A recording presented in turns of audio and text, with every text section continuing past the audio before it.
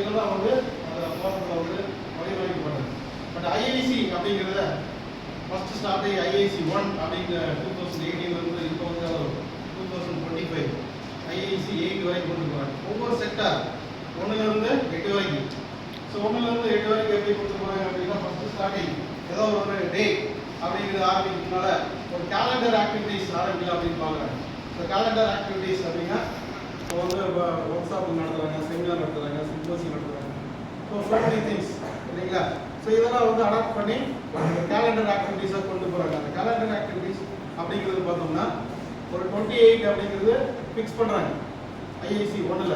So IIC 2 அப்படிங்கிறது அடுத்தது self driven activities அப்படிங்கிற ஒரு ஃபார்மேட்டை கொண்டு போகிறாங்க. ஐஐசி 3 அப்படின்னு பார்த்தோன்னா சரியா மிக் அப்படின்னு கொண்டு போகிறாங்க. மினிஸ்ட்ரி ஆஃப் இன்ஃபர்மேஷன் கவுன்சிலில் வந்து ஒரு ஃபார்மேஷன் பண்ணி ஒரு அவங்க வந்து எப்படி வந்து ஒரு கவர்மெண்ட்டில் சென்ட்ரல் கவர்மெண்ட்லேயோ ஸ்டேட் கவர்மெண்ட்லேயோ ஏதாவது ஒரு ஃபங்க்ஷன் நடந்ததுன்னா அதை வந்து இது பண்ணுறாங்க, டைரக்ட் பண்ணுறாங்க, லைவில் பண்ணுறாங்க. அதை நீங்கள் பார்க்குறீங்க. லாஸ்ட் டைமில் வந்து முதல்வர் வந்து பண்ணார் பார்த்தீங்களா, சிஎம் என்ன பண்ணார், நான் முதல்வர் ஸ்கீம் வந்து ரிலீஸ் பண்ணுறப்ப எல்லாமே வந்து பார்த்து ஃபோட்டோ செஷன் எடுத்துக்கணும். ஸோ இதெல்லாம் வந்து என்னென்னா அந்த ட்ரிவன் ஆக்டிவிட்டீஸில் உள்ள வரும். ஸோ இதெல்லாம் தாண்டி அடுத்தது பார்த்தீங்கன்னா செலிப்ரேஷன் டே. ஸோ அந்த செலிப்ரேஷன் டேன்னு ஒவ்வொரு நாளைக்கு ஒவ்வொரு வந்துருக்கு. நம்ம வந்து இப்போ சொன்ன பார்த்தீங்கன்னா national education day, environment day, pollution day. So many celebration days ஆகும். ஸோ அந்த டேஸ் வந்து எல்லாம் வந்து இது எல்லாம் சேர்த்து 4 கட்டமாக பிரியுது சரியா. ஸோ 4 கட்டமாக என்ன சொன்னால் அப்படின்னா கேலண்டர் ஆக்டிவிட்டீஸ், செகண்ட் வந்து ட்ரிவன், செல்ஃப் ட்ரிவன், செலிப்ரேஷன் டே. இது 4 ஃபார்ம் பண்ணி தான் ஐஐசி அப்படிங்கிற கட்டமைப்பு வந்து ஐஐசி 4லேருந்து ஸ்டார்ட் பண்ணுறாங்க. ஸோ 4லேருந்து இப்போ வந்து அப் டு 7 2025 26 வந்து ஐஐசி 7 இருக்குது. 26 அப்புறம் 8 மார்க்.